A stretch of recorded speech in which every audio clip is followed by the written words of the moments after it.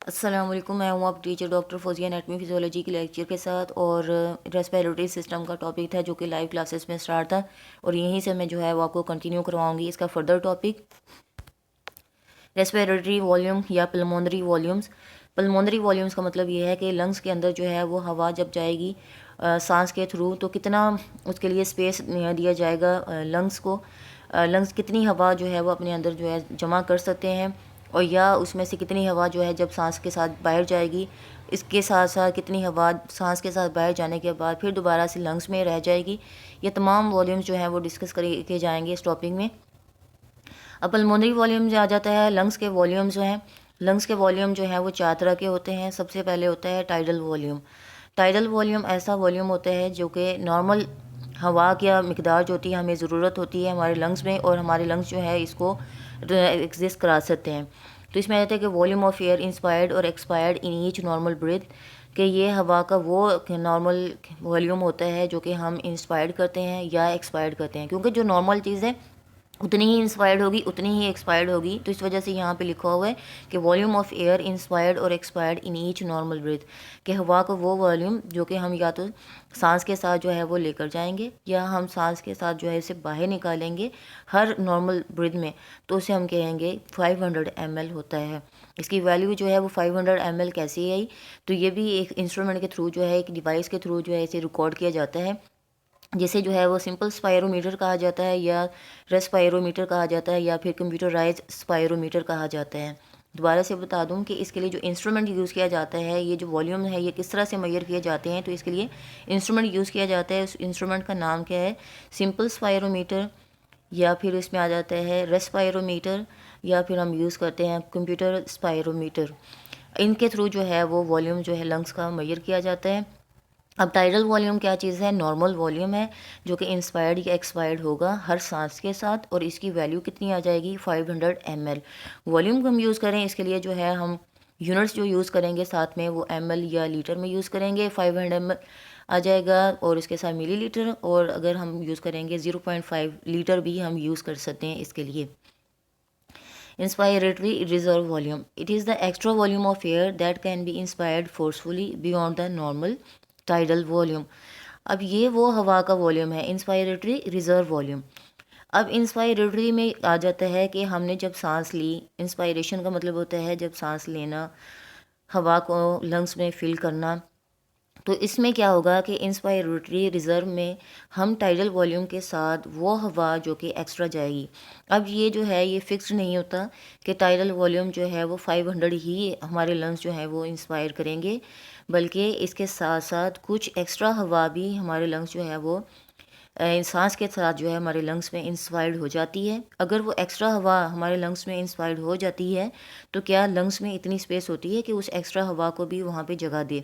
इसलिए कहा गया इंस्पायरेटरी रिजर्व वॉल्यूम कि नॉर्मल वॉल्यूम के साथ साथ कितनी हवा जो है वो इंस्पायर्ड होगी और लंग्स में जाके जमा हो जाएगी। यही वजह है यहाँ पे लिखा हुआ है कि it is the extra volume of air that can be inspired forcefully, कि नॉर्मल वॉल्यूम के साथ फोर्सफुली जो एक्स्ट्रा वॉल्यूम भी चला जाएगा उसके लिए कितनी स्पेस होगी या वो कितना वॉल्यूम होगा जो हमारे लंग्स में जो है वो रुकेगा beyond the normal tidal volume, tidal volume के साथ साथ या टाइडल वॉल्यूम के अलावा। तो इसमें आ जाती है हमारे पास वैल्यू आ जाती है 3000 ml तक अब वैल्यू हमारे पास आ जाती है। फिर आ जाता है एक्सपायरेटरी रिजर्व वॉल्यूम। अब हमने कहा था कि एक्सपायरेटरी रिजर्व वॉल्यूम जो है, हमने पहले इस पे पहले जो है वो इंस्पायरेटरी रिजर्व वॉल्यूम किया था। इंस्पायरेटरी रिजर्व वॉल्यूम में वो हवा जो साथ नॉर्मल के साथ गई थी, अब हमने बताना है कि जब हम सांस बाहर निकालेंगे तो 500 तो नॉर्मल है, जिसको हमने पहले भी कहा है कि इंस्पायर्ड हो रहा है या एक्सपायर्ड हो रहा है, वो तो 500 है। अब जब हम 500 ml इंस्पायर्ड कर चुके हैं उसके बाद हमने सांस बाहर भी निकालनी है, तो वो 500 जो है वो एक्सपायर्ड भी होगा। जब 500 एक्सपायर्ड हो जाएगा मतलब बाहर निकलेगा, तो उसके साथ साथ हमने देखना है कि कितनी हवा जो कि एक्स्ट्रा पहले लंग्स में आई थी वो उसके साथ बाहर जाएगी।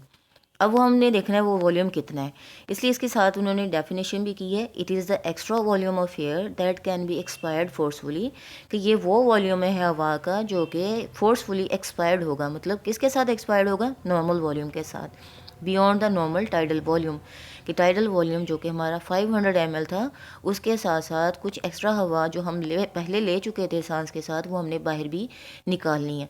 तो उसकी वैल्यू हमारे पास कितनी आएगी? उसकी वैल्यू हमारे पास हो जाएगी 1100 ml तक आ जाएगी हमारे पास वैल्यू। उसके बाद आते हैं रेजिड्यूल वॉल्यूम। रिजाइड का मतलब रहना, रह जाना, ठीक है, रुके हुए रहना। तो इसमें आ जाएगा रेजिड्यूल वॉल्यूम। अब इसमें आता है it is the volume of air still remaining in the lungs. ये वो वॉल्यूम है एयर का जो कि लंग्स में रह जाएगा आफ्टर आ फोर्सफुल एक्सपायरेशन। फोर्सफुल एक्सपायरेशन का मतलब ये है कि हमने सांस ली थी तो एक्स्ट्रा वॉल्यूम हमारे लंग्स में जमा हो गया था सांस के साथ, नॉर्मल के साथ। जब हमने सांस बाहर निकाली थी तो हमने देखा कि उसमें 1100 ml जो है वो तो बाहर गया था। तो हमने ये देखना है कि हमारे पास कितना वॉल्यूम जो है वो फिर पीछे रह जाएगा। कि हमने देखें सांस लिया 500 ml जो है वो हमारे लंग्स में स्टोर हुआ, उसके साथ साथ जो है फिर एक्स्ट्रा वॉल्यूम भी जो है वो हमने जब सांस ली उसके साथ 3000 ml वो भी जो है वो इंस्पायर्ड हुआ। अब ये दो चीज़ें हमारे लंग्स में इंस्पायर्ड हो गई। इसके बाद हमें पता है जब हमने सांस ली है तो लाजमी बात है कि हमने सांस बाहर निकालना भी होती है। जब सांस बाहर निकालेंगे उसके साथ हवा बाहर जाएगी, तो हमने उसमें देखा कि कितना जो है वो एक्स्ट्रा चला गया। तो एक्स्ट्रा हमारे पास 1100 ml चला गया, लेकिन फिर भी उसमें से जो बाकी बच गया, जो लंग्स में रह गया, उसको हमने बताना है वो कितना है। Still remaining in the lungs का मतलब है कि फिर भी लंग्स के अंदर रह गया आफ्टर अ फोर्सफुल एक्सपायरेशन, कि आपने जब सांस बाहर निकाली थी तब भी। तो वो वैल्यू हमारे पास आ जाती है 1200 ml तक, वो वैल्यू हमारे पास आती है। और रेजिडुअल वॉल्यूम जो होता है ये हमारे लंग्स के लिए जो है ये यूज़फुल भी होता है। अगर ये हमारे लंग्स में रह भी जाता है तो इसका ये फ़ायदा होता है कि जब हम सांस बाहर निकालते हैं उस दौरान जो ब्लड हमारे लंग्स में से पास हो रहा होता है थ्रू कैपिलरीज या थ्रू पल्मोनरी कैपिलरीज, उसके अंदर जो है वो गैसेस का एक्सचेंज उस टाइम रेजिडुअल वॉल्यूम करवाता है। रेजिडुअल वॉल्यूम ना सिर्फ वहाँ पे उस दौरान जब हम सांस बाहर निकालेंगे फिर हमने सांस लेनी होगी, उस दौरान जो इन हमारे ब्लड के अंदर जो है वो गैसेस का एक्सचेंज होगा वो रेजिडुअल वॉल्यूम के थ्रू होगा। और उसके साथ साथ रेजिडुअल वॉल्यूम क्या करेगा, अगर हवा लंग्स में से कम्प्लीटली निकल जाएगी तो हो सकता है कि जो एल्वुलाई होती हैं जहाँ पे गैसेस जाके फिल होती हैं मे बी कोलैप्स कर जाएं, उनकी जो शेप है वो डिफॉर्म हो जाए, मतलब उनकी शेप जो है वो नॉर्मल ना रहे। तो यही जो रेजिडुअल वॉल्यूम होता है इसका एडवांटेज हमें ये भी होता है कि वहाँ पे ये लंग्स की शेप को जो है वो मेंटेन रखता है। लंग्स अपनी शेप में रहते हैं किसकी वजह से? रेजिडुअल वॉल्यूम की वजह से। इस वजह से हम यहाँ पे बताएंगे कि रेजिडुअल वॉल्यूम के दो एडवांटेजेस भी होते हैं। एक एडवांटेज इसका ये होता है कि जब हम सांस को बाहर निकाल देते हैं तो उस टाइम में गैसेस का एक्सचेंज जो ब्लड के थ्रू होना होता है वो रेजिडुअल वॉल्यूम करवा रहा होता है। दूसरे ये लंग्स की शेप को भी मेंटेन रखता है। इस तरह से हमारे कितने वॉल्यूम्स हो गए? 4 वॉल्यूम आज हमने पढ़े हैं इस लेक्चर में।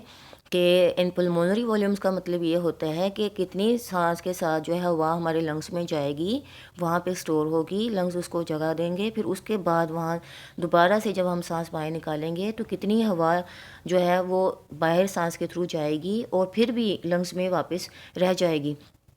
तो इसमें से आ जाते हैं, पहला वॉल्यूम हमारा होता है टाइडल वॉल्यूम, जिसे नॉर्मल वॉल्यूम कहते हैं। इसकी समरी, इस चैप्टर जो इस लेक्चर की समरी है कि tidal volume normal volume, inspiratory reserve volume ऐसा वॉल्यूम जो कि नॉर्मल वॉल्यूम के साथ लंग्स में जाएगा।